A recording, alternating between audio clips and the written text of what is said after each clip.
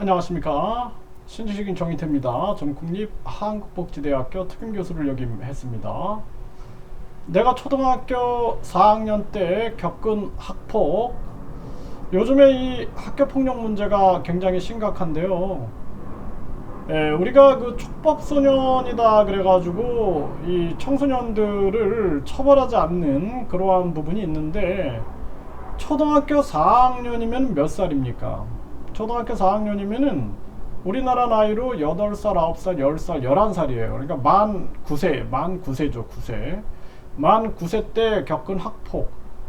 저는 시골에서 태어나가지고 학교까지 가려면은 이 어린이 걸음으로 1시간을 걸어가야 돼요. 이 1시간 동안 걸어가면은 그 면사무소 쪽에 학교가 있었어요. 초등학교가 있었는데, 그렇게 이제 학교를 다녔는데, 학교에 가니까 그 이제 들에서 산에서 뛰어놀고 친구들하고 그러다가 이제 학교에 가니까 그 학교에 놀이터가 있더라고요. 뭐 구름다리도 있고 미끄럼틀도 있고 막 그게 너무 신기해가지고 막 학교에서 참 행복한 시간을 보냈는데, 초등학교 4학년이 딱 됐는데 이 4학년의 그 4학년 때입니다. 이게 그러니까 이제 만 9세죠. 이 학생들이 저를 그 산으로 데려갔어요. 산으로. 저하고 또 한 친구를 산으로 데려가서 산소, 학교 뒷산의 산소 쪽으로 가서 한 10명이서 둘러싸고 한 명씩 돌아가면서 때리는 거예요. 그 얼마나 무섭습니까, 그게. 지금 생각해도 그 끔찍하거든요. 그리고 나서는 엎드려 뻗쳐를 시키는 거예요. 엎드려 뻗쳐. 그러니까 같은 친구들인데, 같은 반 친구들인데 엎드려 뻗쳐를 시키니까 이게 뭐 벽돌을 그냥 앞에서 집어 던지면서 깨고 막 이러면서 엎드려 뻗쳐 시키니까 엎드려 뻗쳐를 하게 되는 거죠.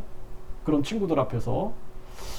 그 굉장히 무서웠습니다. 그리고 이제 그때 학교에 가면 화장실 뒤로 또 끌고 가서 3명, 저하고 이제 친했던 그 친구들 또 이제 2명에서 3명으로 또 늘어나서 3명을 또 똑같이 벽돌을 깨고 엎드려 뻗쳐를 시키고 발로 차고 이런 일을 하는 거예요.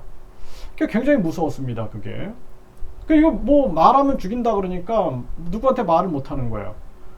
그래서 그 형이 이제 2살 위 형이 있었거든요. 형은 이제 6학년이겠죠. 형한테 이걸 얘기했어요. 내가 그 솔직히 너무 괴롭다. 이런 학생이 있다. 그래가지고 너무 힘들다. 형은 이제 네가 알아서 해 이렇게 얘기를 하는 거예요. 그게 그 말이 너무나 충격적이었어요. 그때 이제 처음 자살을 생각했거든요. 자살. 진짜 자살을 생각하는 거예요. 그래가지고 방학이 됐는데, 이게 방학이 되면 이제 그 심리길을 걷지 않고 그 학교를 안 가도 되잖아요. 와, 이제 방학이다, 살았다 이렇게 생각을 했는데, 이 친구가 어떻게 하냐면은 방학 때도 자기 집에 와가지고 사인을 받고 가려는 거예요. 그리고 이제 자기가 없을 때는 자기 동생 사인을 받고 가려는 거예요. 와, 그 말을 듣는데 정말 지옥처럼 느껴졌었거든요. 그래서 이 초등학교 4학년이었지만 그 당시를 생각하면 지금도 가슴이 먹먹해 옵니다. 그리고 그때 이제 저는 진짜로 자살을 생각했었거든요. 그러니까 이게 얼마나 큰 고통인지를 제가 알아요. 그래서 제가 그 중학교 들어가서는 운동을 진짜 열심히 했었거든요. 운동을.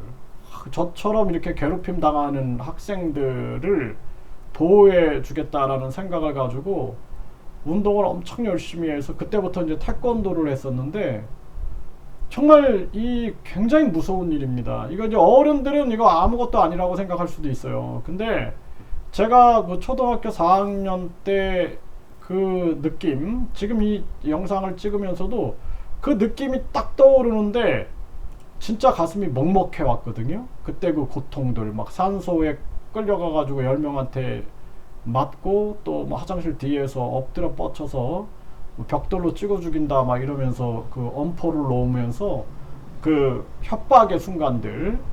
그래서 이 학폭이라는 것이 굉장히 무서운 겁니다. 그리고 중학교, 고등학교 다닐 때도 보면은 그 학교에 불량 서클이 있어요. 그 불량 서클 또 운동부 학생들이 있거든요. 검도부라든지 이런 학생들이 하나의 조폭 소조폭이죠. 소조폭 클럽을 만들어 가지고 이 학생들을 굉장히 괴롭히고 폭행을 하는 경우가 저 때는 많았습니다. 저 때는.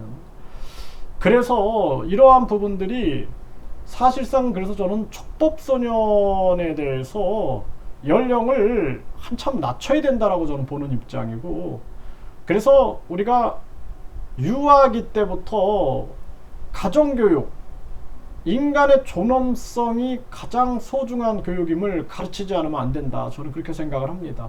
인간의 존엄성.